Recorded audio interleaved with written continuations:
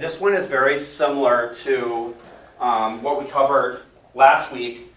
What's different is that it's in word problems and we're trying to take information and figure it out. And this happens in everyday life.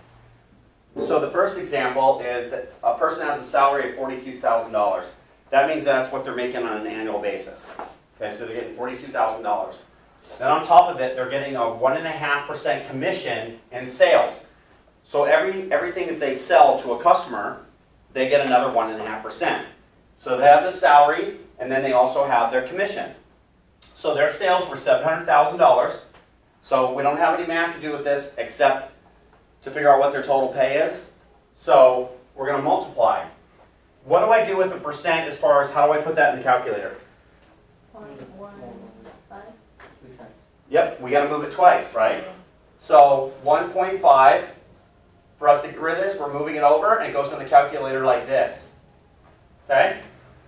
So we put 700,000 times 0.015, we get $10,500. They get their salary plus their commissions. So we add these together, 42,000 plus 10,005, they made 52,500. You have a couple problems on your worksheet that are exactly the same. Figure out the commission first, add it to the salary, this is the total amount they're getting paid. Any questions on the first one? What if it doesn't tell you the commission? Where it just says it, same thing, right? Same thing, yeah. You have to figure out what the commissions are, and then add it back to the salary. And that would be their total pay. So you multiply and add? Yes, yep, correct. Let me see thumbs up or down on this. Pretty straightforward, right? You just multiply, figure out what the commission is, add it to the salary. Okay, this formula you deal with every class, Business Math 1 and 2, Algebra 2, Algebra 1. And that's principal times rate times time equals interest. And what interest is you go borrow money from the bank, or you have a credit card, or whatever. They make money on loaning you money. So this is the formula that figures this out. It's called the simple interest formula. So if we're looking at 2, it's telling us we're simple interest. We're following this formula. Principal is the amount that you're borrowing, or if you're investing, it's the amount that you put in. Make sense? Good talk.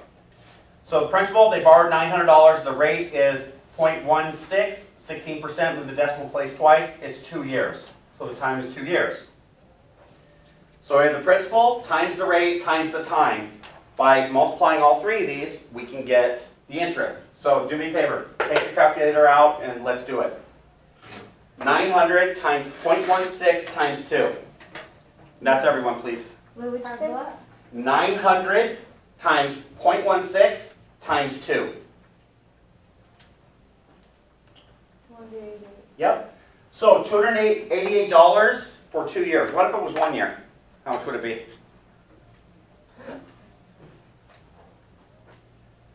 $144. 144. Very good. Any questions on this one? Do we know what principal is? That's the original amount borrowed. That's how much that you borrowed. They're charging you 16% interest, and whatever the time is, you multiply all three of those, you can figure out what the interest is. What do we think interest is? Didn't we do that in this? Yep. Interest is what the loan is costing you, okay?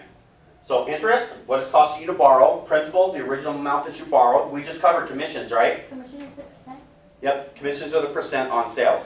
Now, there are some jobs that have salary, and some have just commissions. What do you think is better?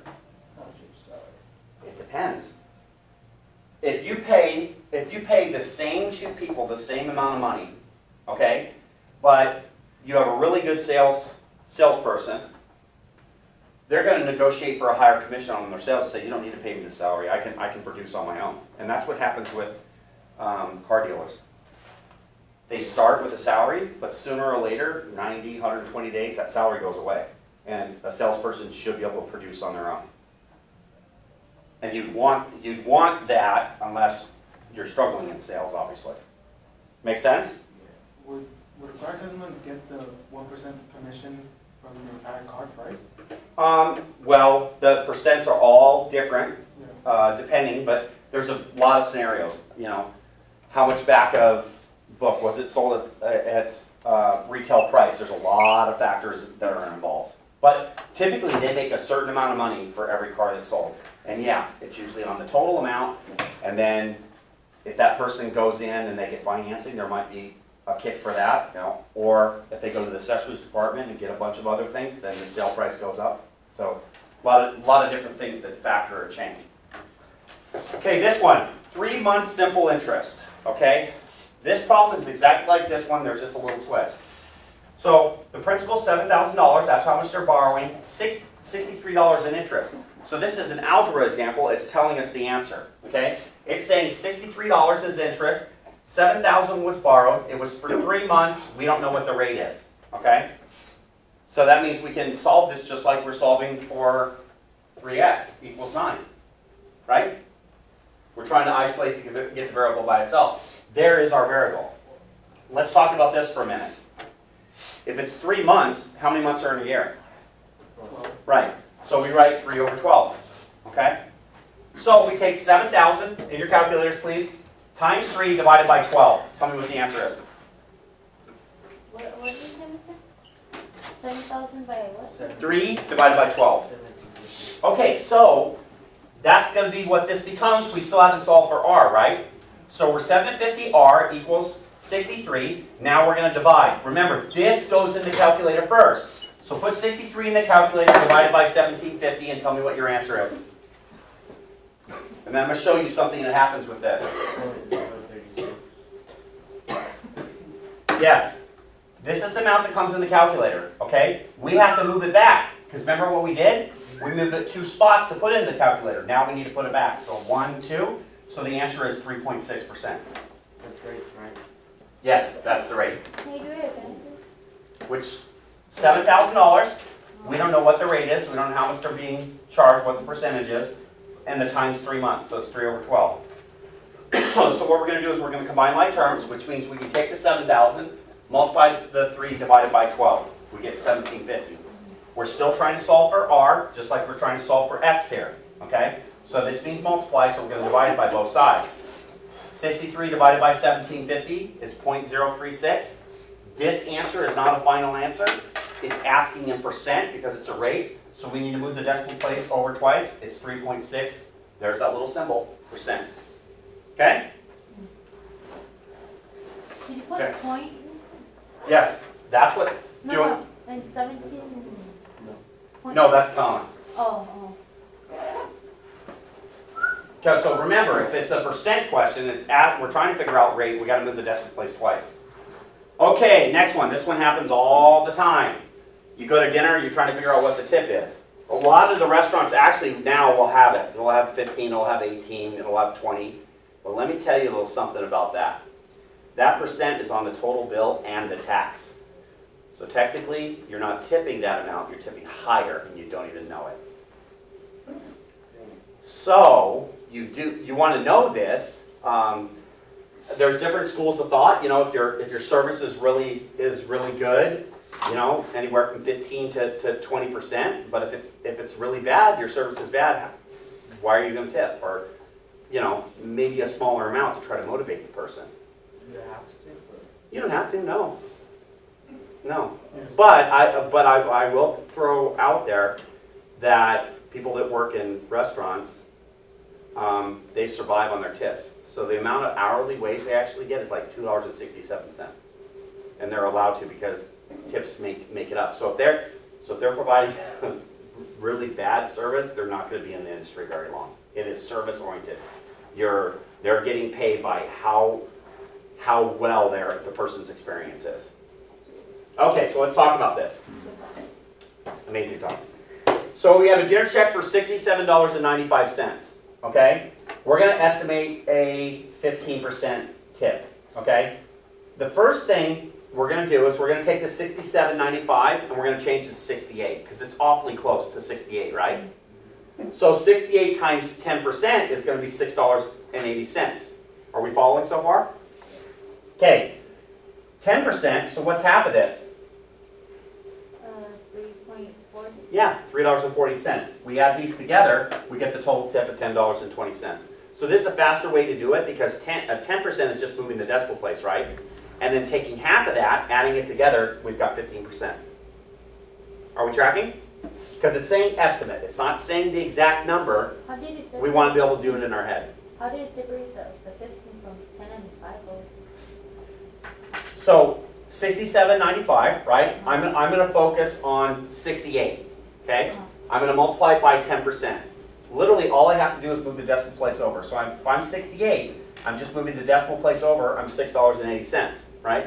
Well, I can divide that in my head because 6 divided by 2 is 3, and 8 divided by 2 is 4, right? So I take the 680 and I add 340 to it, and now I'm at 15%. Make sense?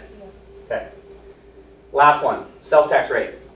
No different than rate or anything that we're doing here, it's a percentage, okay? So it's saying estimate, so we want to get as close as possible. So it's saying sales tax rate is 6.25%, estimated on $29.50. So we're going to round the $29.50 to 30, right? Because it's 50 cents, it's close enough, right? Yeah. And then we're going to multiply by 6%. We're not really worried about the 1/4%. Well, 3 times 6 is 18, right? So there's our answer, $1.80. Do we see that? The reason why this is important is, what if you're going to Best Buy and you want to buy a new JBL speaker box, right? But you have $47 in your pocket and the price is $45. Do you have enough money? No, you don't, because you're not going to be able to cover the tax on it. So you're not going to be able to buy it. That's why estimating is important. Okay, is there any questions on this? So remember, round and then come to an easy solution. Let's talk about, can you hand me your worksheet? Let's talk about your worksheet. Everyone take a look at it, please. Flip it over. Flip over your notes. Okay, if it doesn't say estimate, it's asking the exact, okay? So this first one, real estate person, or they sold their home for $240,000, it's a 5% commission. You're just multiplying that, that's going to give you your answer. Okay, number two is just like this one. They have a salary and a 3% commission. So multiply the commission and add it back to the salary. 3. That's a straight commission, 1. You're going to take that, the $84,375, and multiply it by 0.0675%. That's going to give you your answer. Number 4 is like this one right here. You have a 5-year loan, $1,200 invested, 2% rate. So you're going to multiply all those 3 to figure out what the interest is. Number 5 is just like number 3. You have an answer, it's $1.78. You're figuring out the rest. $8.90, 6 months, so 6 over 12, you don't know what the rate is. 6 is the same. 7 is like this example right here, 4. 8 is like number 5. And then the last one, it's a couple of problems in one. That's a pretty hefty restaurant bill. But it's a wedding reception, so there'd be a lot of people. So you have that dollar amount. You're going to figure out 7% sales tax on it, so you're going to multiply it. Then you're also going to figure out the tip. Remember, the tip only goes off the original bill. It has nothing to do with the sales tax. Then you're going to add them together. So this works. It's pretty easy, right? You've got all the examples to back it up and solve it. So your notes, if you get stuck on one, follow the example that's on the board. Okay? Okay, make it happen. Let's talk about this week for a second. You want to be finishing the worksheet? Oh, this is actually back. We're going into 210 tomorrow because we're going to test on 2.9 and 2.10. What 2.10 is figuring out increases and decreases. Mark up, mark downs.